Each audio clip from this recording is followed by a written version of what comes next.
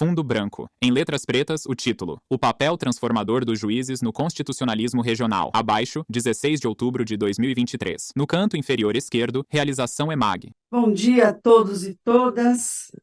Auditório de paredes brancas. Ao fundo, há 3 mastros com as respectivas bandeiras: São Paulo, Brasil e Mato Grosso do Sul. Centralizado, há uma bancada de madeira com 5 lugares. Ao centro está a desembargadora federal, presidente do TRF3, Marisa Santos, mulher de pele branca, cabelos curtos e castanhos. Traja um óculos de grau e blazer branco.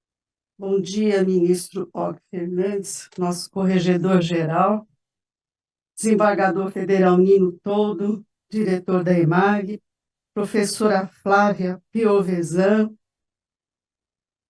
professor Armin von Bogdani. Is it right? Bom dia a todos os colegas que aqui estão, da casa, e os que estão aqui hoje para a inspeção do CJF, servidores e servidoras, juízas e juízes.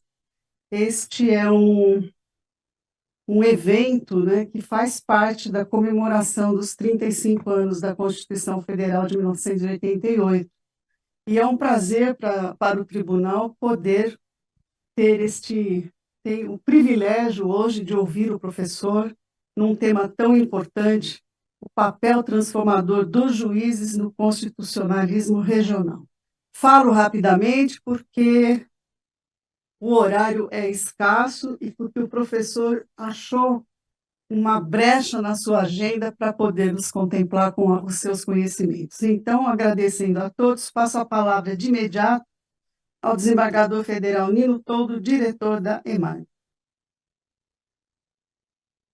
Bom dia a todas, a todos que nos assistem pela internet. Sentado ao lado esquerdo, desembargador federal do TRF3, diretor da EMAG, Nino Toldo, homem de pele branca. Traja um terno preto, camisa branca e gravata listrada. Hoje é um dia de muita alegria para nós da Escola de Magistrados da Justiça Federal da Terceira Região, por essa feliz coincidência de termos aqui a presença do professor Armin von Bogdani, que é uma das maiores autoridades em direito público no mundo e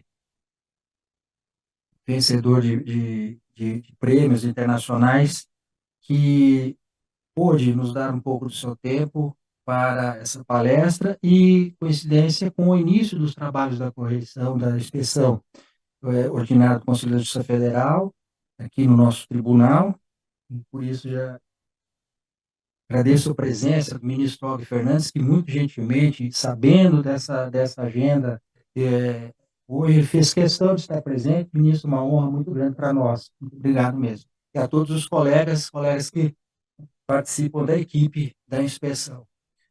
E a todos também, nossos colegas e colegas aqui do tribunal.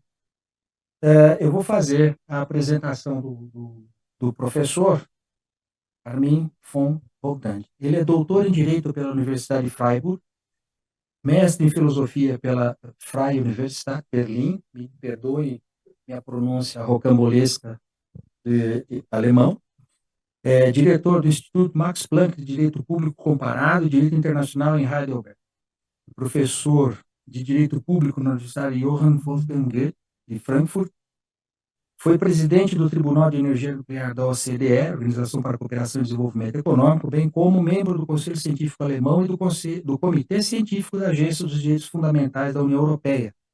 Professor convidado da Faculdade de Direito da Universidade de Nova York, do Instituto Universitário Europeu em Florença, da Academia de Direito Internacional da Universidade de Xiamen, na China, e da Universidade Nacional Autônoma do México, entre outros. Recebeu, entre muitos outros, o Prêmio Leibniz, a mais cobiçada distinção a pesquisadores na Alemanha. O Prêmio Internacional de Pesquisa em Direito, Hector Fix Zamudio, e o MASO, da Corte Interamericana de Direitos Humanos, além do título de professor honoris causa em diversas instituições de ensino.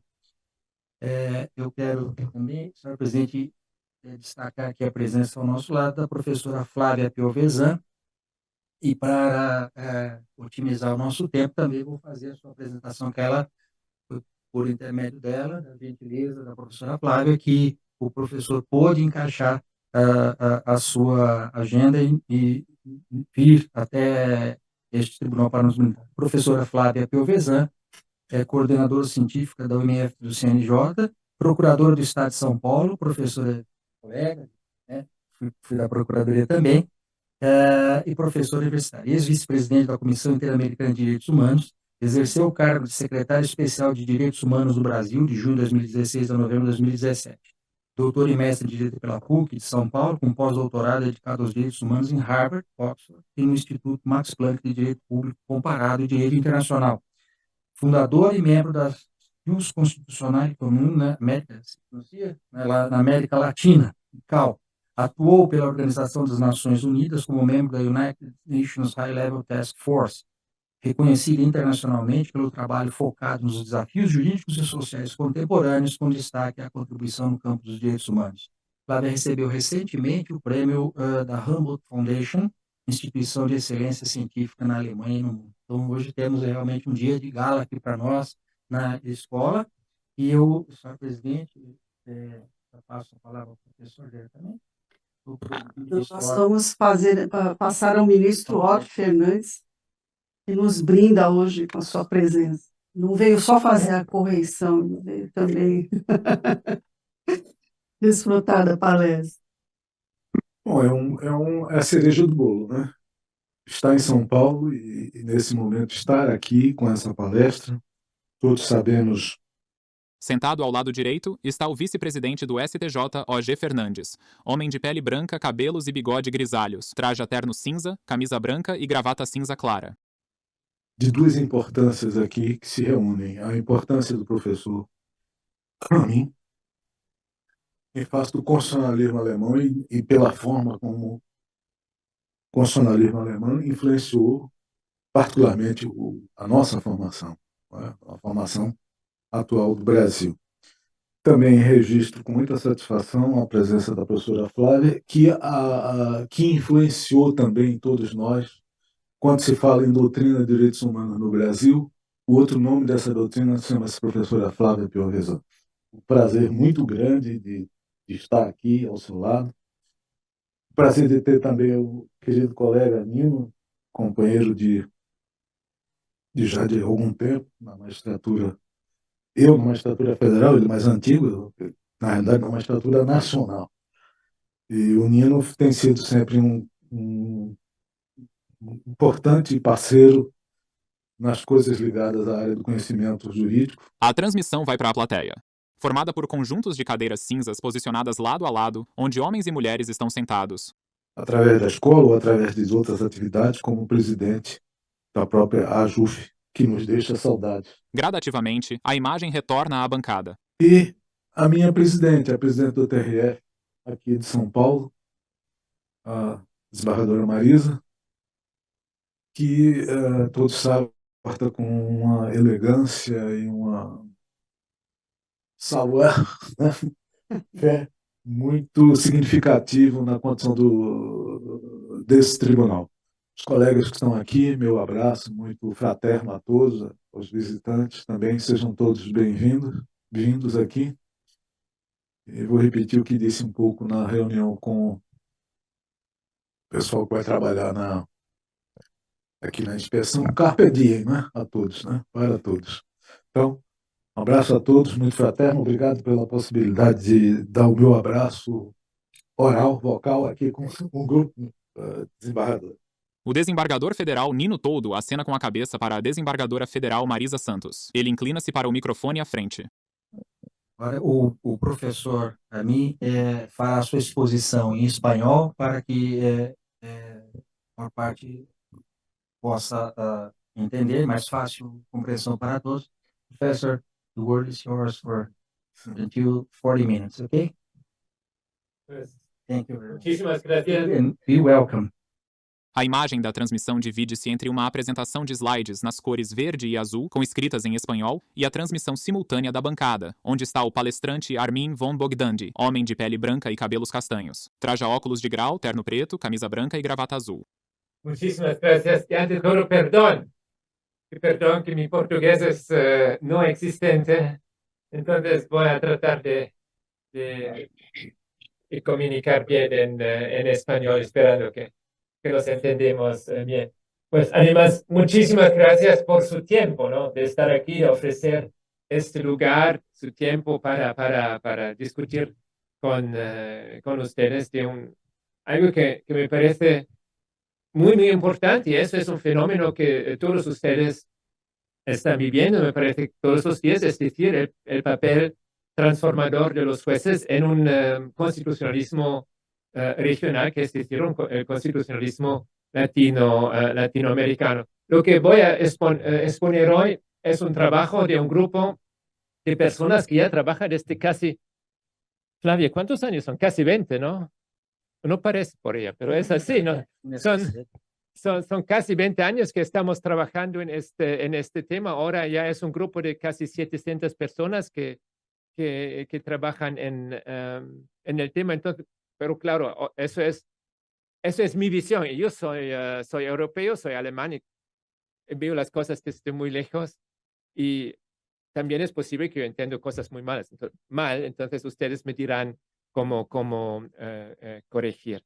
Entonces, vamos a hablar de un fenómeno que es el constitucionalismo transformador, es decir, me parece que hay en América Latina un fenómeno, un constitucionalismo transformador, y el mecanismo jurídico por el que funciona este constitucionalismo transformador es un derecho constitucional común, y por eso me interesa como jurista alemán. Es algo nuevo en el mundo. Es decir, aquí por la primera vez hay un desarrollo jurídico que es una innovación, que es importante para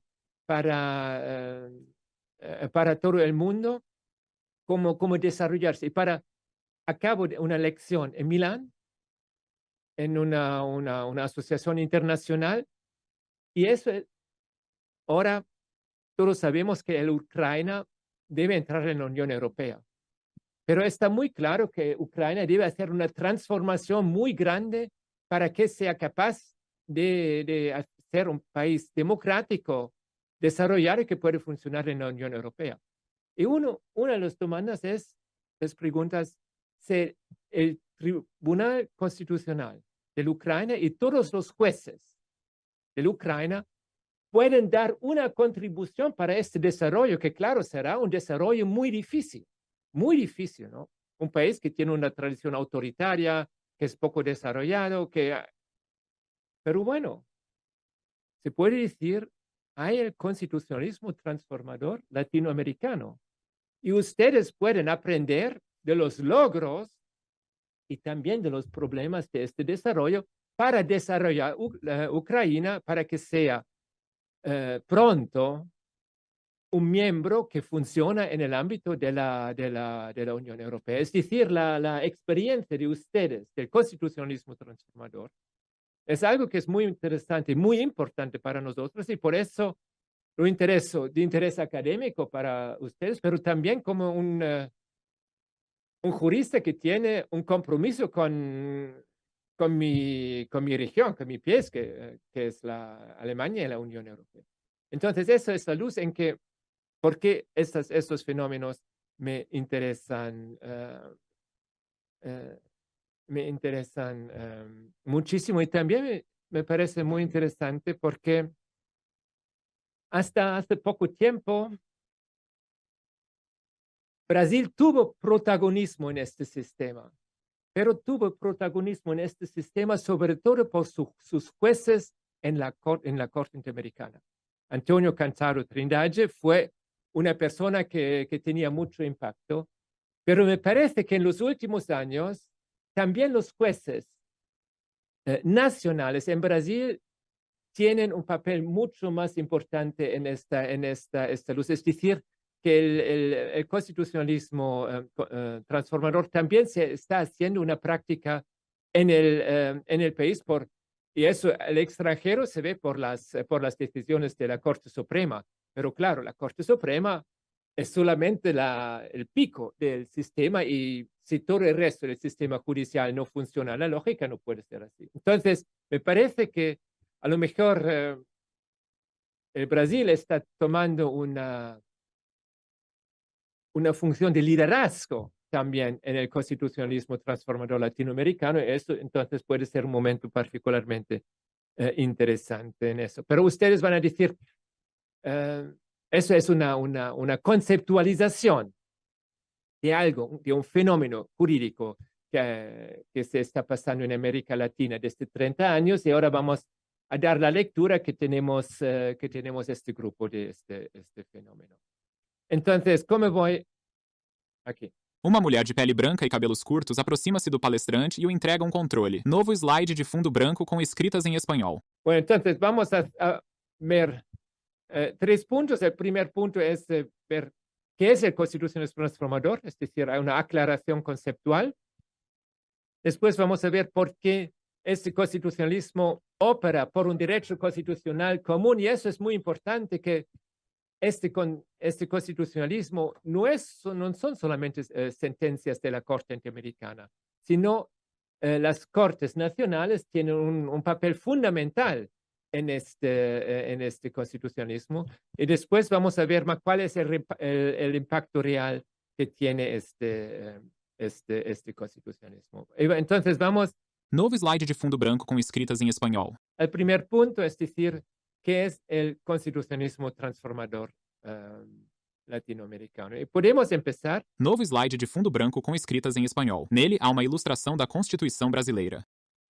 Con la Constitución del Brasil, y la Constitución del Brasil de 1988 se encuentra en una tradición muy importante.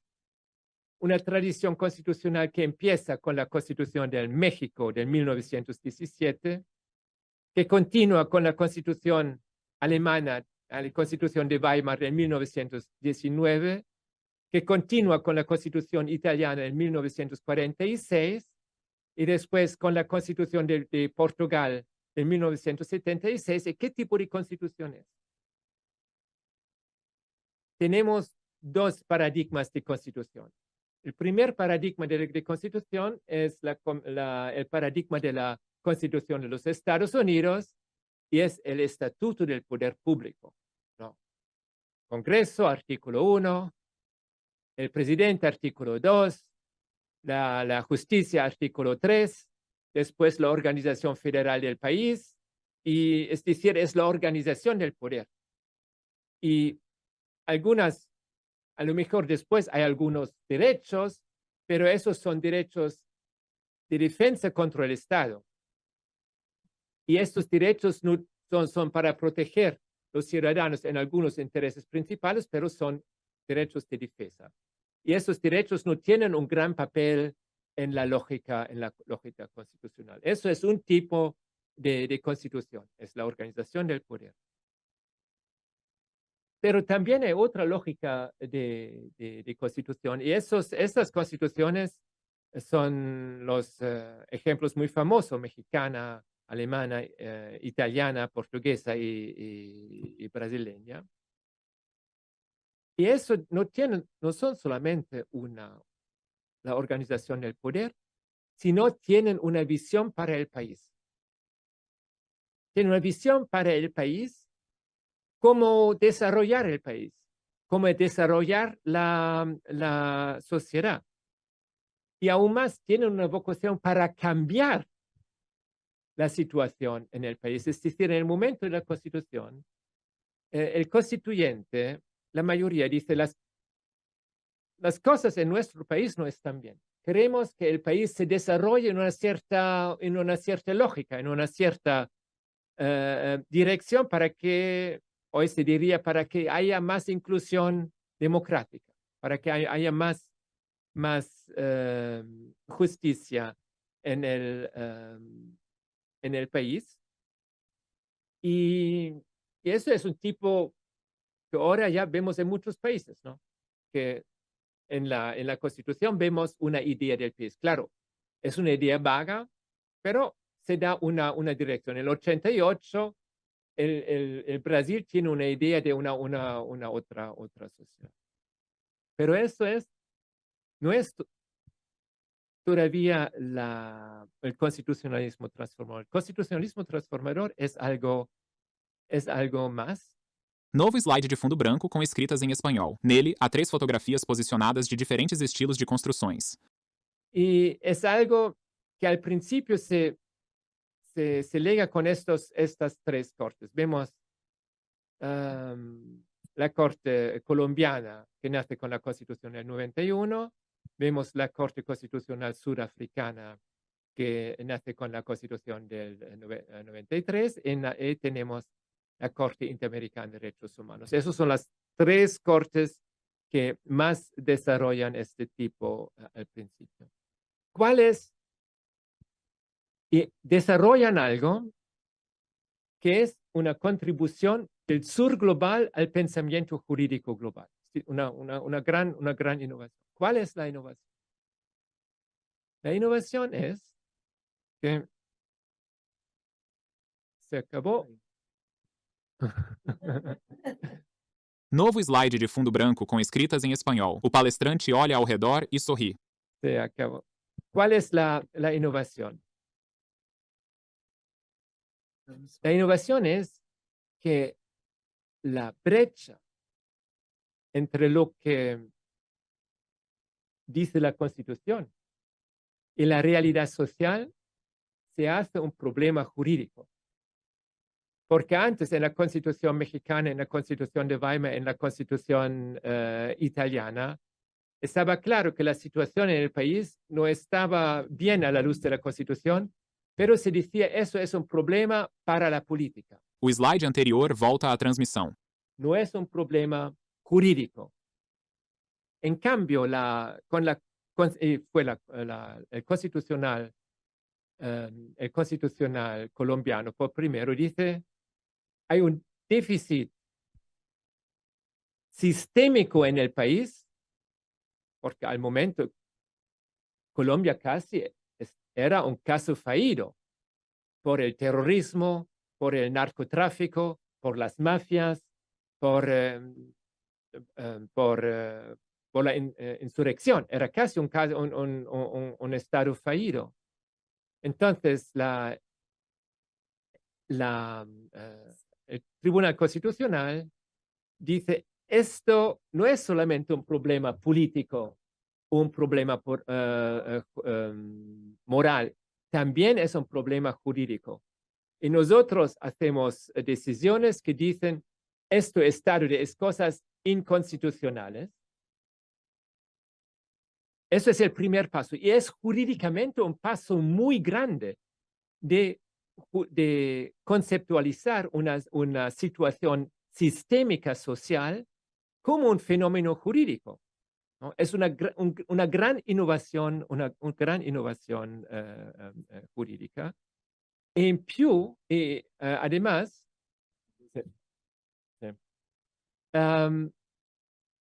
además, dicen, nosotros vamos a dar sentencias con los cuales vamos a abordar estos déficits.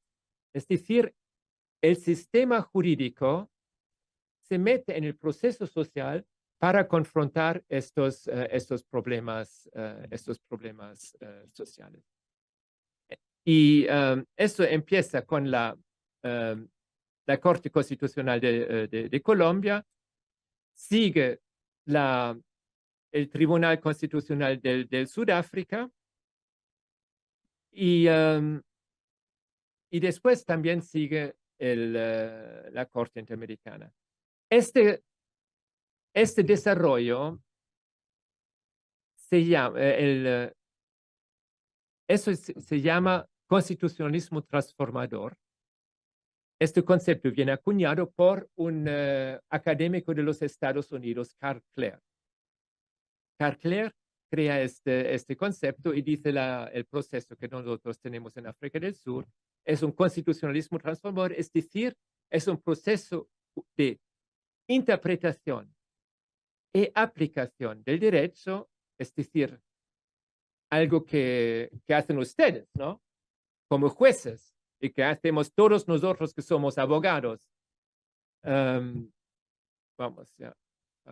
Aquí tenemos el señor Novo slide de fundo branco com escritas em espanhol. Nele, uma fotografia de um homem adulto de pele branca, cabelos e barba grisalhos. Ele traja uma camisa bege. Eso es su famosa definición del constitucionalismo transformador. Es decir, que el mundo de los abogados y sobre todo los jueces se ponen en este proceso. Claro, el sector jurídico y también los jueces por sí solos no pueden hacer una tal transformación. Eso está claro. También hace falta la política, hacen falta muchas cosas, pero pueden tener una función protagónica.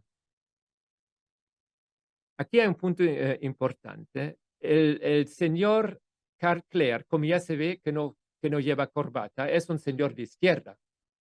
Y la verdad es que al principio el constitucionalismo transformador viene visto como un proyecto post-liberal, un concepto de izquierda.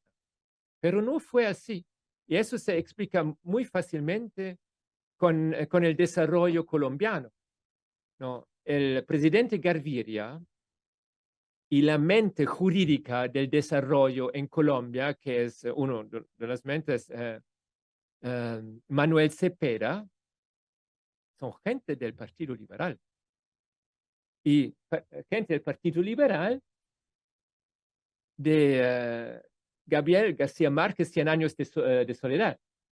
Es decir, un partido liberal que seguramente no es un liberalismo de izquierda. ¿Qué quiere decir eso? Que el constitucionalismo transformador no es un proyecto de izquierda, sino es un proyecto para la gente que tiene un compromiso con la Constitución y que está convencido, y eso era una convicción en la élite colombiana de muchos años, que el país no puede ir adelante como estaba en los años 80 y 90, porque iba hacia un estado fallido. Por eso este proceso de cambiar es un proceso que tiene un amplio soporte político, no de todas las fuerzas políticas, pero hoy en día, yo creo esto es importante, no es un proyecto de izquierda. Bueno, entonces, ¿cuáles son los problemas? Aquí yo creo es el gran problema de desigualdad. Novo slide de fundo branco com escritas em espanhol. Nele, fotografia de uma paisagem urbana com prédios ao fundo e à frente casas de tijolos aparentes. Que es una erosión del Estado de Derecho porque mucha gente no tiene compromiso con el Estado de Derecho porque no tiene sentido, ¿no? Es el problema de la violencia sistémica. Novo slide de fundo branco com escritas em espanhol. Nele, há 4 fotografias posicionadas lado a lado. São elas. Fotografia 1. Em uma rua asfaltada, um homem e uma mulher caminham de braços dados. Ao fundo, há policiais com escudos transparentes. Fotografia 2. Uma menina segura um cartaz de papel com a escrita "Chega do etnocídio". Fotografia 3. Uma mulher de pele negra segura uma cruz vermelha para o alto. Ao fundo, vê-se demais cruzes erguidas. Fotografia 4. Em um ambiente de baixa iluminação, há palmas humanas pintadas em branco neon. Ao centro, símbolo de Vênus com a escrita "Sem medo". Es el problema de los grupos vulnerables. Novo slide de fundo branco com escritas em espanhol. Nele há a imagem de uma bandeira LGBTQIA+. Y también es el legado de las dictaduras del pasado que, como hemos visto, a veces no son tanto del pasado. Novo slide de fundo branco com escritas em espanhol. Nele há 4 fotografias em preto e branco de homens fardados. Todos estos elementos. Entonces, esos son todos elementos de déficit en el país que se pueden, que están vistos como déficit sistémicos. Novo slide de fundo branco com escritas em espanhol. Nele, ilustração de um livro de capa vermelha e escrita branca. Nunca más. Bueno, aquí entra un momento importante, y es decir, desde los fines de los años 70, los derechos humanos se hacen un instrumento importante para enfrentar estas situaciones. Nace sobre todo en Chile y en Argentina contra las dictaduras, es decir, la resistencia en Chile y en Argentina contra las dictaduras se basa en derechos humanos. Los grupos que enfrentan a Pinochet se basan en los derechos humanos. Y eso es un paso importante en América Latina porque antes los derechos fundamentales tenían una función más bien simbólica. Pero en la labor de los juristas, de los jueces, no tenían un gran papel los derechos humanos. En cambio, en los años, en cambio, en estos años, la resistencia contra los regímenes autoritarios se basa en los derechos y en el que eran en el 79 hubo el famoso reporte sobre el nunca más violaciones sistémicas de los derechos humanos, ¿no? Y nunca más se hace el lema de muchísimas reformas y entonces cambia el papel de los derechos humanos en muchos países latinoamericanos, pasan de ser algo de solamente simbólico a ser algo que debe ser operativo en el sistema jurídico. Novo slide de fundo branco com escritas em espanhol. Nele, há duas fotografias, uma da parte externa de uma construção de paredes brancas com pilastras frontais, e a segunda foto retrata um ambiente interno com uma bancada ao fundo e 3 cadeiras pretas posicionadas lado a lado. Muy importante que en aquel momento y eso es un proceso, es un proceso regional y hay mucha discusión entre los varios sistemas, ¿no? Es decir, se fundó el Instituto Iberoamericano de Derecho Constitucional, que organizó mucha discusión entre, sobre todo, países de habla española, México, Argentina, Chile, Perú, pero también siempre había brasileños y hubo un grupo de juristas como Jorge Caprizo, es decir, gente con mucha imaginación jurídica y también como mucho poder político, dicen, nosotros vamos a desarrollar un pensamiento jurídico y nos apoyamos, ¿no? Es decir, que los mexicanos saben lo que está pasando en Brasil, los brasileños saben cuáles son los discursos en Colombia. Esta interacción entre este grupo, que es un grupo importante en nuestras sociedades, se apoya, ¿no? Es decir, es un grupo regional, claramente en momentos distintos y con temperamentos distintos, pero es un grupo regional. Pero este desarrollo se añade el sistema interamericano de derechos humanos y desde los principios de los años 90 empieza a dar. Novo slide de fundo branco com escritas em espanhol. Nele, fotografia da Corte Interamericana, formada por homens e mulheres de túnicas pretas e vermelhas, posicionados lado a lado. Abaixo, logo CIDH. Siempre más sentencias que apoyan este proceso. Uno puede ser, mas ¿cómo eso puede pasar? Porque la Convención Americana de Derechos Humanos es del 69 y todos sabemos que esta Convención Americana sobre todo hubo el papel simbólico contra la Revolución Cubana. En el 69, nadie de quien ratificó esta convención pensaba que hubo un país, un papel en el propio país, ¿no? Era para estar contra Cuba. Pero como a menudo pasa con documentos jurídicos, una vez que adquieren otra función. Y así fue con la Convención Americana, porque en muchas constituciones, y también en la Constitución brasileña, estas constituciones se abren al derecho internacional de los derechos humanos. Le dan un papel sobre la ley o a menudo también una función a nivel de la Constitución, y eso por una experiencia histórica muy importante. Y esta función histórica era que la resistencia contra los gobiernos autoritarios muy a menudo se basaban en las constituciones, en los instrumentos internacionales. Entonces, los instrumentos internacionales tenían una función casi constitucional para los países porque la gente que quería democracia se apeló a los instrumentos internacionales para avanzar con la democracia en el país. Y esta experiencia, es decir, este papel de democratización que tenían los instrumentos internacionales, las constituciones lo ratifican por dar una posición constitucional a los instrumentos internacionales. Y così cambian un concepto muy importante de muchas constituciones latinoamericanas, que era un concepto de soberanía muy rígido. Eso se cambia en el sector de los derechos humanos. Y así, la Corte Interamericana dice, hay las constituciones nacionales que dan un papel importante a los derechos humanos para transitar hacia sociedades más democráticas.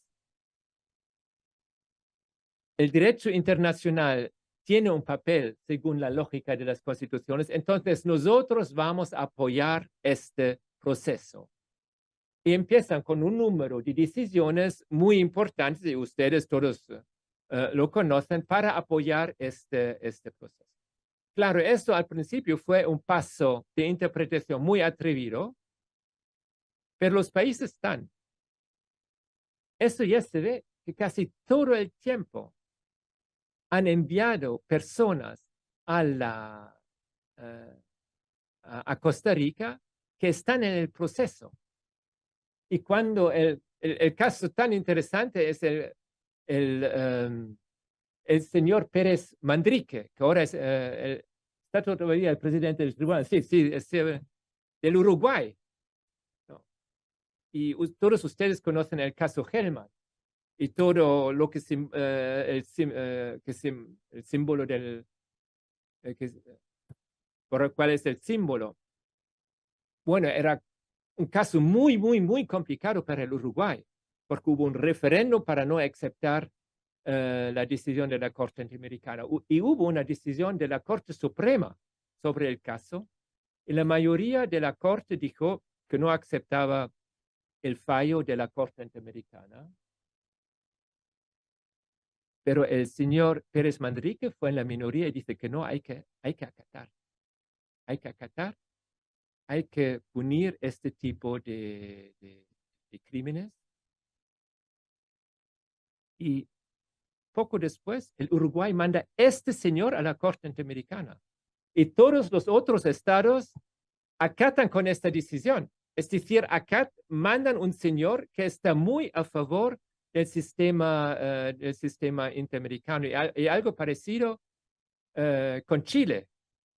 Piñera, aunque muy crítico con el sistema un momento, manda una señora que tiene un compromiso con el sistema. Es decir, y ahí se ve que esta interpretación transformadora que hace la Corte Interamericana es jurídicamente válida, es una interpretación, claro, fuerte, pero jurídicamente en los cánones de la interpretación, y además tiene apoyo político por las muchas organizaciones que apoyan este proceso, que llevan los casos, pero también tienen apoyo por el sistema político, porque continúan a mandar señoras y señores que tienen un compromiso profundo con el sistema, porque ven que tienen algo de importante.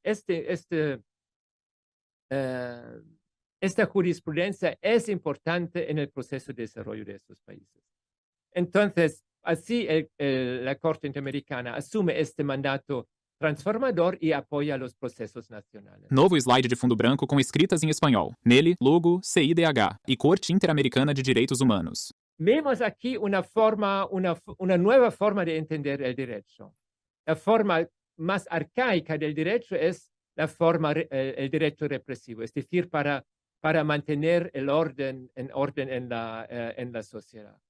Después hay un derecho autónomo y el derecho represivo sería el derecho criminal, penal. Después hay un derecho autónomo, es decir, el derecho, eso es sobre todo el derecho civil, es decir, el derecho con el cual la sociedad civil se organiza sus negocios, las empresas y Y después hay un derecho responsivo, y el derecho responsivo es un derecho que responde a los grandes desafíos que hay en una sociedad y con sus interpretaciones quiere dar una contribución para desarrollar las dos sociedades para responder a estos grandes desafíos. Y, no. Novo slide de fundo branco com escritas em espanhol. Nele há 3 ilustrações posicionadas lado a lado. A primeira de fundo azul com bonecos brancos. A segunda possui um fundo em degradê nas cores azul, verde, laranja e amarelo. Ao centro, há uma ilustração do planeta Terra nos mesmos tons. Dentro, há o desenho de uma mulher com uma menina ao lado. O último possui fundo verde água, com título em espanhol em letras amarelas. Ao centro, há um desenho do contorno de uma árvore de fino caule e galhos. Eso tenemos en la Corte, pero también tenemos en la Comisión. Aquí tenemos los temas cuando fue comisionada Flavia Piovesan. La Comisión ha hecho una contribución para muchos temas importantes, ¿no? Como pobreza, como emergencia climática y también la autonomía universitaria, porque las universidades, yo tengo siempre mucho celo cuando voy a América Latina, porque yo veo el papel que tienen las universidades en el mundo latinoamericano, mucho más importante que en muchos países, en muchos países europeos, ¿no? Hubo un mío colega Pedro Salazar, académico, y López Obrador, que cada día hace su anuncio, ¿no? Muchas veces nombró a él como académico, como enemigo del pueblo, y bueno, los académicos europeos muy celosos. Yo hablo con un amigo israeliano, un jurista finísimo, ¿no? Dice, jamás Netanyahu diría en la televisión que Ayal Ben-Venisi es un enemigo, no es bastante importante. En cambio, en América Latina, los académicos y la universidad tienen un papel muy importante. En México, el rector de la Universidad Nacional es casi el señor segundo más importante en el país, ¿no? Es decir, la academia en América Latina tiene un papel muy, muy, muy importante. Novo slide de fundo branco com escritas em espanhol. Bueno, entonces, ¿por qué este constitucionalismo opera por un derecho constitucional común? Y eso es porque, aunque hay muchas... Novo slide de fundo branco com escritas em espanhol. Nele, há diferentes ilustrações das constituições de diferentes países posicionadas lado a lado.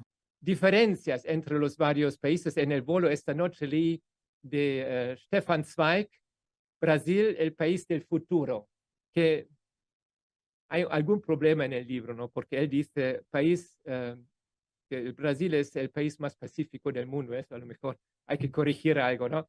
Pero y también leo que hay muchas, era muy interesante ver cómo era distinto el proceso de colonización por el Portugal en comparación con el tipo de colonización que hacía España. Entonces, claramente hay muchas diferencias, pero también hay muchas comunidades y hay un discurso regional común, porque ustedes entienden a la gente de Colombia y al contrario. Es decir, hay mucha más cultura jurídica común en América Latina que en Europa, porque yo no entiendo, no puedo leer una sentencia polaca, no puedo leer una sentencia griega, no puedo leer una sentencia danesa, ¿no? Es decir, el problema de la lengua en Europa es mucho más fuerte y también las culturas son mucho más distintas. Ustedes tienen mucha más cercanía. Entonces, y también los procesos, ¿no? Al salir de los regímenes autoritarios en los años 80, es decir, muchas cosas son comunes. Y en esta base... Novo slide de fundo branco com escritas em espanhol. Quadrante dividido entre 4 fotografias. Na primeira fotografia, há uma escultura de águia no topo de um prédio. Na segunda fotografia, há a escultura A Justiça, formada por uma mulher, sentada e vendada, segurando uma espada. Na terceira fotografia, há um prédio ao fundo e à frente, uma construção em formato de pirâmide. Na quarta fotografia, fachada da Corte Constitucional da Colômbia. Há las sentencias de las Cortes Nacionales, y sobre todo las sentencias de las Cortes Nacionales Superiores, se están usando en el sistema común. si usted ven a las decisiones de la Corte Americana, cita mucho a la jurisprudencia nacional porque es la cultura jurídica común sobre la cual ellos están construyendo el sistema. Novo slide de fundo branco com escritas em espanhol. Ao lado, fotografia. De costas para nós, há um menino de pele negra e cabelos castanhos. Ele segura uma folha de papel branca. Un punto fundamental para todo esto que funcione es el control de convencionalidad. Claro, eso también era una interpretación muy fuerte del sistema de la Convención Americana, pero era una interpretación fuerte, pero es una interpretación que se puede defender jurídicamente, es decir, es un desarrollo, pero a mi modo de ver, legal y legítimo, y seguramente es un instrumento muy importante para que todo funcione, porque con el control de convencionalidad quiere decir que los jueces nacionales ahora hay que ver a qué nivel y con qué intensidad, pero que los jueces nacionales deben usar la convención y mejor que interpreten la convención a la luz de la jurisprudencia de la Corte Interamericana. Y eso claramente es muy importante para crear un sistema de estándares comunes para este tipo de transformación. Y seguramente ha dado una contribución muy importante en este proceso. También hemos visto que la Corte Interamericana no es muy dogmática en el tema, ¿no? Hubo el caso clásico de confrontación con la Corte Suprema de la Argentina, en el caso con Corte Fontevecchia, y todo el mundo decía, ese es el momento de la colisión total de los dos sistemas, pero los dos sistemas han encontrado una vía para ir adelante. Y eso nos dice una cosa importante, y eso es que la Corte Argentina, con toda la crítica que tenía en este momento, ha entendido que aunque tenían opiniones distintas en este caso, es importante de estar juntos. Los dos tienen una responsabilidad para un sistema que en su conjunto está muy positivo para el desarrollo de la región, y por eso, aunque han mantenido sus visiones distintas sobre el caso concreto, han encontrado una vía para ir adelante juntos. Y eso es muy importante, y es como hay que desarrollar un sistema, porque claro, es un sistema plural, y en un sistema plural no hay la última palabra. El punto central es que hay varias palabras, y los distintos sistemas deben encontrar una coherencia en esto. Bueno, entonces, vamos. Novo slide de fundo branco com escritas em espanhol. Nele, fotografia da fachada da Corte Constitucional da Colômbia. Entonces, muchos de la jurisprudencia de la Corte se nutren de sentencias importantes de los varios países. Ahora vamos. Novo slide de fundo branco. Nele, o título: Supremo Tribunal Federal de Brasil. Abaixo, fotografia da fachada do Supremo Tribunal Federal com a escultura A Justiça à frente. Un poco rápidas, es decir, se puede entender este sistema, este constitucionalismo regional, como... Novo slide de fundo branco com escritas em espanhol. Ao lado direito, foto de um quadro de cortiças com diversos alfinetes ligados por um fio branco. Mão segura um dos alfinetes. Una red, no como una pirámide, sino como una red de muchos autores que tienen una identidad compartida, y eso es un compromiso con el constitucionalismo democrático, ¿no? Eso es lo que lleva este sistema. Y Novo slide de fundo branco com escritas em espanhol nas cores verde e vermelho. Que los derechos humanos son un lenguaje para articular y tratar muchos problemas que hay en estas sociedades. Es decir, los derechos humanos son un nuevo lenguaje, un lenguaje para articular temas complicados de las sociedades, y también para desarrollar vías como enfrentar estos desafíos. Una vez más, el sistema jurídico por sí mismo no puede acabar con todos los problemas de estas sociedades, pero pueden dar una contribución importante y también una contribución única. Porque una vez que se habla que se ponen estas cosas en un lenguaje de derechos humanos, se ven nuevas vías. Y hago el ejemplo, y con esto casi puedo entonces cerrar, siempre con con Manuel Cepeda, porque Manuel Cepeda también fue el legal del gobierno colombiano cuando fueron a negociar con los FARC en La Habana, ¿no? Por la paz. Y a un momento Cepeda pregunta al representante de los FARC, ¿ustedes por qué están en esto? Porque ya estaba claro por la jurisprudencia de la Corte Interamericana que había punición a los FARC, ¿no? Es decir, una amnistía no era posible, con la lógica del caso Helman, ¿no? Una amnistía no era posible, entonces hubo la necesidad de dar una punición. Y los FARC en este momento todavía tenían unos 5.000 hombres bajo armas, es decir, ni siquiera Uribe había sucedido para reprimir totalmente los FARC. Entonces, Cepeda les pregunta, ¿por qué ustedes están en eso? ¿No? ¿Y por qué dicen? Porque hemos perdido la lucha por la legitimidad. Porque la Constitución de Colombia, que en esto es muy parecido a la Constitución de Brasil, ¿no?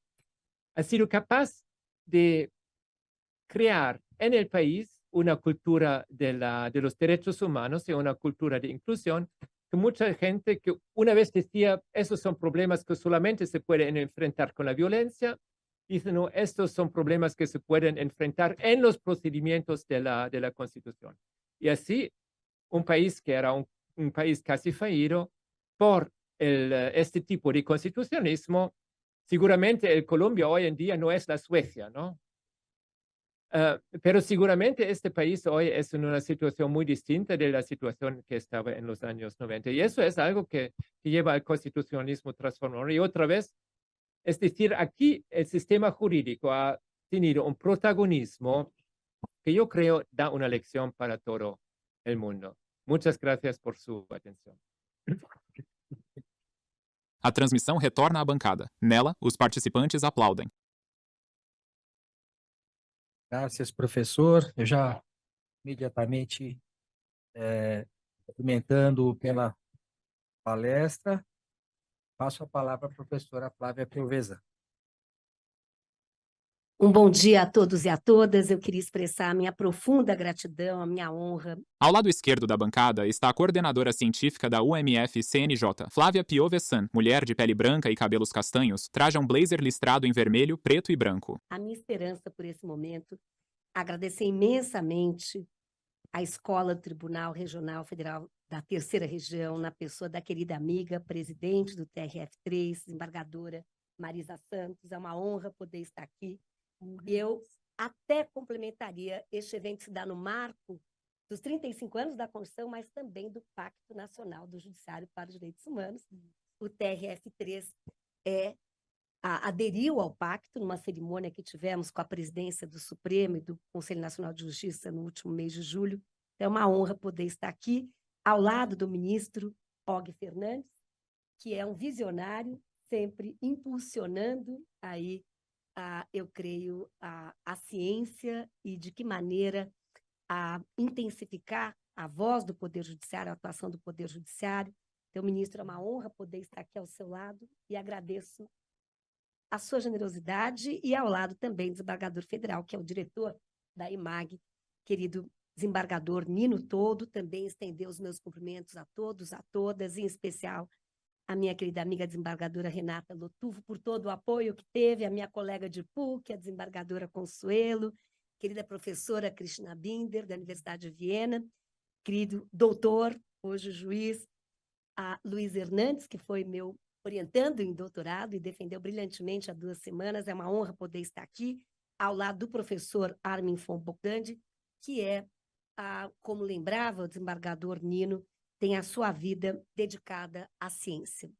Com ele aprendo muito, aprendo o rigor metodológico da cultura germânica, jurídica, mas, sobretudo, ao lado do rigor metodológico, o vigor das ideias. E esta crença de que a ciência, poder das ideias em transformar realidades e mundos. É um prazer imenso poder estar aqui.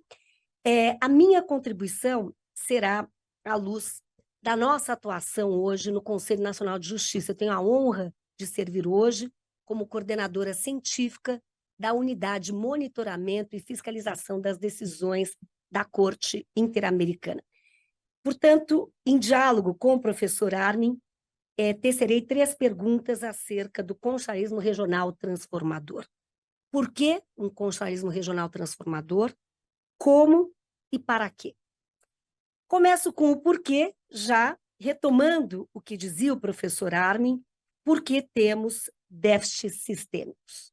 Se nós avaliarmos a nossa região reflete 3 desafios estruturais: a profunda desigualdade, a violência epidêmica e ainda, por vezes, um déficit democrático. Eu quero dizer também que sou uma profunda admiradora do Poder Judiciário brasileiro. Poder heróico na nossa República. Devemos a nossa democracia a cada um de vocês. Eu queria aplaudir e dizer que eu me sinto muito feliz em poder estar aqui, porque não há Estado de Direito sem um Poder Judiciário forte e independente que seja capaz de converter o direito da força na força do direito e proteger direitos. Eu creio que a grande missão do Poder Judiciário, a sua centralidade, seu mandato maior, é proteger direitos. Então, eu sou muito grata ao Poder Judiciário. Chegamos aqui, 35 anos da Constituição, muito em razão da contribuição extraordinária do Poder Judiciário brasileiro. Mas temos os 3 desafios estruturais, e eu queria percorrer com todos e todas o passivo do Brasil na Corte, porque o nosso passivo revela esses desafios estruturais. Como acadêmica, me encantam as tipologias, então, além dos 3 desafios estruturais, nós temos também no passivo do Brasil perante a Corte, sobretudo os casos contenciosos, temos 12 casos contenciosos. Na tipologia que faço para analisar esses casos, temos 3 grandes desafios: o tema da violência. Então, há casos, fomos condenados na esfera internacional, por exemplo, no caso Favela Nova Brasília, em que há uma operação militar que causa execução sumária de 26 pessoas, com estupro de 3 mulheres. Violência em razão do caso Garibaldi, execução sumária de um líder rural. Caso Damião Ximenes Lopes, a primeira sentença contra o Brasil em 2006, quando o indivíduo entra vivo numa clínica psiquiátrica e sai morto dali a 3 dias. Então, uma primeira categoria de casos tem a ver com o tema da violência, como apontava o querido professor Armin. Uma segunda categoria tem a ver com a justiça de transição. Também na sua palestra fez alusão ao tema do desafio da Transitional Justice, como percorrer esse caminho do colapso, do final das ditaduras para as democracias. Temos o caso Gomes Ludi, temos o caso Herzog. E temos uma terceira categoria que tem a ver com as vulnerabilidades acentuadas, as desigualdades, a hipervulnerabilidade, por exemplo, trabalho escravo. Nos envergonha em 2023 termos essa pauta, tantos de vocês julgam, mas semanalmente, que é, por exemplo, ali revelado pelo caso dos 128 trabalhadores que estavam em condição análoga a escravos, escravizados na Fazenda Nova Brasília, perdão, Fazenda Brasil Verde, e aí temos uma condenação em razão dessa situação de discriminação histórica. Caso Povo Chucuru, um outro caso envolvendo povos indígenas. Empregados de fogos de Santo Antônio de Jesus, uma grande explosão, uma fábrica de fogos, 60 pessoas mortas, 59 são mulheres negras. E algumas grávidas, 4 grávidas. Então, nós temos aí o vetor da discriminação estruturante, raça e gênero da extrema vulnerabilidade. Caso Márcia Barbosa, também um outro caso, feminicídio de uma mulher negra, jovem, periférica. Caso Salles Pimenta, tenho a honra de coordenar um grupo no CNJ, designada que foi pela presidência do STF, um grupo de trabalho para cumprir a decisão da Corte o indivíduo defensor de direitos humanos, advogado sindicalista em Marabá, que também é executado sumariamente. Então, esse é o passivo no contencioso que nós temos, mas também temos um passivo no que se refere às medidas provisionais.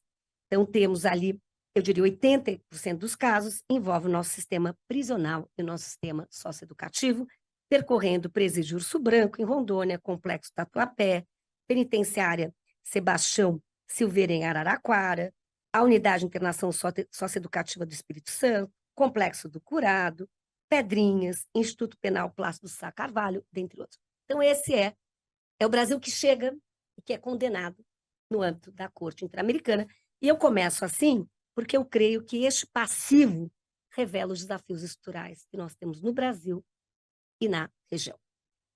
Segunda pergunta: como esse constitucionalismo regional transformador é capaz de reagir, é capaz de incidir de maneira transformadora, tendo em vista esse passivo? Porque é a pergunta que deixo, querido professor: o que o direito tem a ver com isso?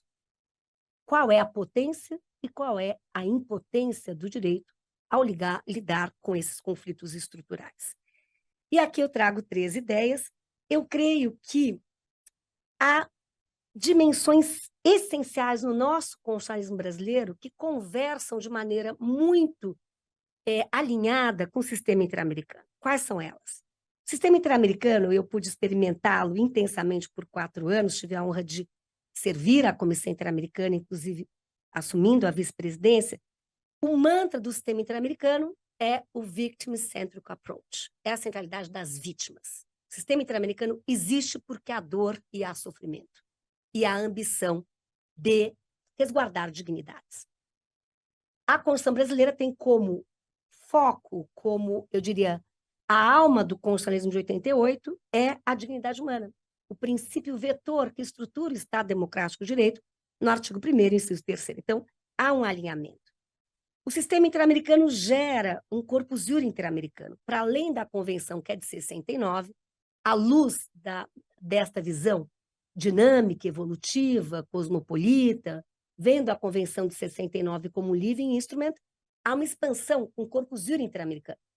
É uma convenção que vai ter que lidar com o câmbio climático, com direitos digitais, com temas sensíveis e contemporâneos, tal como a nossa. E é muito instigante perceber, em publicações que nós temos, com o Max Planck Institute, Supremo Tribunal Federal, Secretaria de Altos Estudos, nós estamos impulsionando no CNJ. A coordenadora Flávia Piovessan ergue 3 livros nas cores amarelo, azul e verde e os coloca novamente na bancada. Que trazem esse corpus iure, que eu diria esse patrimônio constitucional. Quando se trata de direito das mulheres, pessoas LGBTI, povos indígenas, igualdade racial e tantos outros, nós temos a Constituição expandida por essa jurisprudência, que também é o nosso patrimônio. E terceiro ponto, o Instituto da Reparação Integral. O que eu aprendi no sistema interamericano que me parece muito transformador e audacioso? O que seria uma justa reparação num caso de tortura? O que seria uma justa reparação em um caso de feminicídio? O que é justiça nesse caso? Empaticamente, se nós nos colocarmos na situação das vítimas ou familiares, o que é justiça? É uma indenização? Ou é mais que isso? E o sistema interamericano trabalha com o Instituto da Reparação Integral, envolvendo 6 componentes: medidas compensatórias econômicas, medidas simbólicas, em que, por exemplo, há o reconhecimento de responsabilidade internacional por estados, medidas de reabilitação, nós estamos trabalhando isso no CNJ, medidas de apoio à saúde física, psíquica, mental de vítimas que foram abusadas sexualmente, no caso do Favela Nova Brasília, em outros casos, medidas de combate à impunidade e medidas de não repetição. O que significa esta medida, ou garantias de não repetição? Como evitar a perpetuação dessas violências? Como olhar para frente? É uma justiça que olha para o futuro. Não só reparar violações, mas preveni-las. E aí, em nome das garantias de não repetição, o sistema interamericano tem impulsionado reformas estruturais. Caso Maria da Penha, nem chegou à corte, chegou à comissão. Brasil, indenização Maria da Penha, Brasil, além disso, é fundamental o combate à impunidade. Não há lei no Brasil para prevenir a violência contra a mulher, não havia. Brasil, faça a lição de casa, adote um marco jurídico adequado para garantir a todas as mulheres uma vida livre de violência. E não basta isso, fundamental, capacitação com perspectiva de gênero, etc. Então, eu, inclusive, na comissão, sugeri aos meus colegas, e foi criado um observatório de impacto estrutural para mensurar o mandato transformador do sistema interamericano, impulsionando mudanças estruturais para lidar com problemas estruturais. Portanto, a visão do sistema interamericano é violações estruturais têm causas estruturais. E de que maneira contribuir para o desmantelamento dessas causas estruturais. Então, esta é a ideia. E o que eu reparo aqui com esses cadernos da jurisprudência do STF que nós estamos impulsionando? Muitas ADPFs que também respondem a problemas estruturais. Exemplo, semana passada, a ADPF 347. Não basta apenas declarar que é inconstitucional uma lei X, não. Há um estado de coisas inconstitucional no sistema carcerário, é necessário a audiência de custódia. Há ali um elenco de políticas públicas e de ações. Então, ali também eu creio que o Instituto da Reparação Integral também tem sido encampado pelo Brasil. E terminando com a minha última pergunta, quais são os desafios e perspectivas para impulsionarmos esse constitucionalismo regional transformador? E aqui eu creio que há 3 desafios. O primeiro é fomentar uma nova cultura jurídica, pautada nesse sistema multinível, centrado na dignidade humana, na emergência desse novo paradigma jurídico, que é capaz de fortalecer o Estado democrático de direito constitucional e convencional. Segunda ideia, e aqui eu só faço uma alusão, a esse primeiro ponto, ao protocolo para julgamento com a perspectiva de gênero, que foi adotado por resolução pelo Pleno do CNJ, há um considerando muito instigante aqui, quando o próprio CNJ reconhece a influência do patriarcado, machismo, sexismo, racismo e homofobia como transversais a todas as áreas do direito, e isto com impacto na interpretação e aplicação do direito. Portanto, é fundamental uma cultura jurídica capaz de abraçar e proteger a dignidade humana como valor fundante.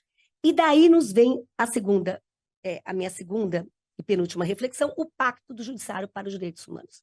O que nós percebemos no CNJ? Que é fundamental uma política institucional voltada ao Poder Judiciário para fortalecer a cultura de direitos humanos. E, mais uma vez, voltando ao professor Armin, quando ele lembrava, cada juiz nacional é um juiz interamericano. E, para isso, quais foram as nossas ações primeiras? Vamos avaliar, por exemplo, essas publicações, não só identificam e sistematizam os casos principais julgados pelo Supremo em matéria de direitos humanos, como também colocamos a lupa nos diálogos crescentes e promissores entre o Supremo e o sistema interamericano. Ou seja, há cada vez mais uma permeabilidade dialógica do Supremo Tribunal Federal para fortalecer direitos nessa direção. Resolução do CNJ de abril de 2013. Incorporar a disciplina de direitos humanos nos editais de ingresso, de concursos para ingresso na magistratura federal e estadual. Hoje é resolução do CNJ, a de ter uma disciplina autônoma. Vamos premiar as decisões exemplares, concurso de sentença que nós realizamos no marco do controle de convencionalidade de direitos humanos, as capacitações e cada vez mais a adesão ao Pacto do Judiciário para os Direitos Humanos. Então, aplaudo o TRF3 por estar conosco nesse desafio e estamos, passo a passo, expandindo a universalidade do pacto. Última ideia, a criação de mecanismos nacionais de implementação das decisões estruturais. Porque nas decisões estruturais, isso eu aprendi também no sistema interamericano, o nosso mandato não termina no ante exposto.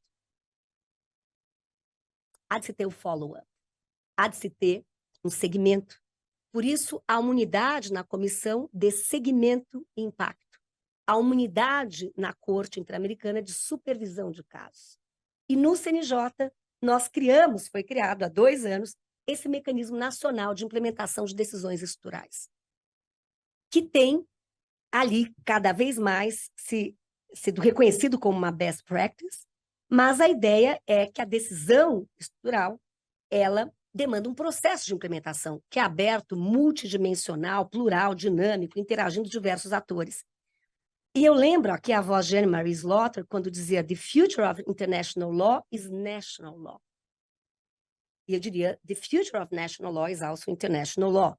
O fato é que nós temos hoje esse mecanismo, aprendemos com ele, quais são ali as nossas balizas? A centralidade das vítimas, os diálogos federativos interinstitucionais, planos de implementação. Estivemos, inclusive, no Espírito Santo, com a ministra Rosa, há um mês atrás, fechando um plano de implementação de uma decisão estrutural referente à comunidade socioeducativa.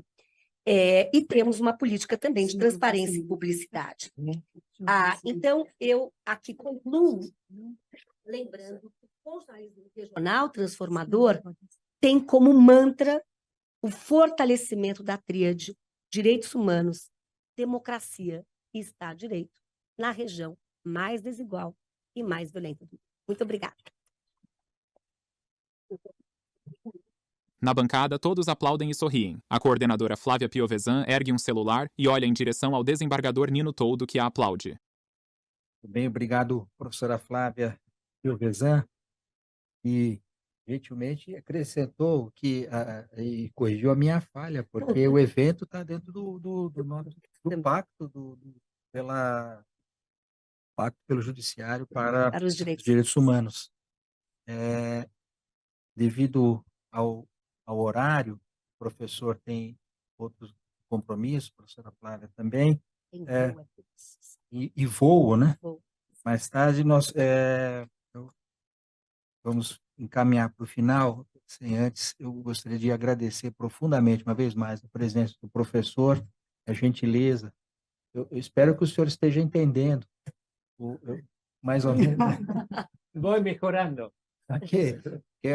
Da próxima vez, em português.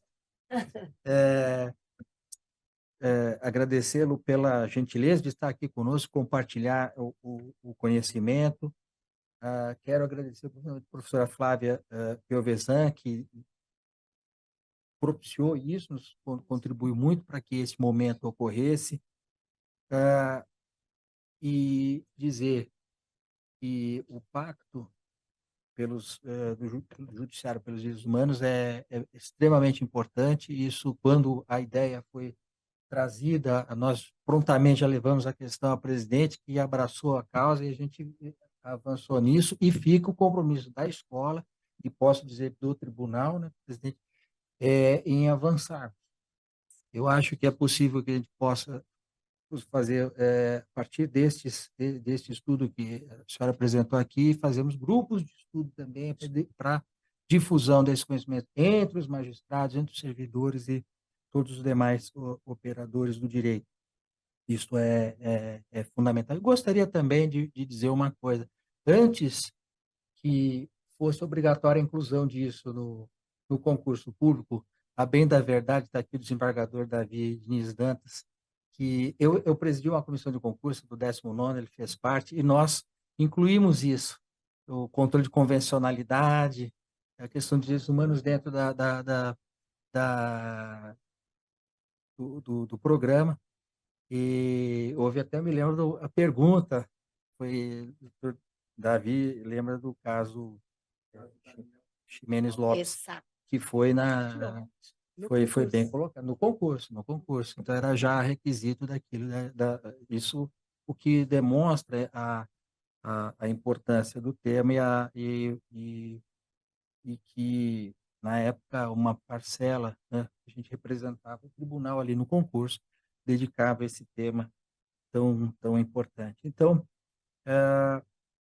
eu quero agradecer também a gentil presença do ministro Og Fernandes, que aqui, a sua presença, ministro Og, aqui, ela é do senhor e de todos os membros da equipe que vai participar da inspeção, é extremamente simbólica, porque demonstra a importância desse tema, o respeito que o Conselho da Justiça Federal dá a esse tema, e por isso que a presença dele aqui demonstra a relevância do que nós estamos tratando aqui. Então, por isso que eu disse que hoje é um dia de muita alegria, um dia para nós da escola, para nós do tribunal, e de uma feliz coincidência que nós pudemos unir, como se diz no popular, o útil ao agradável.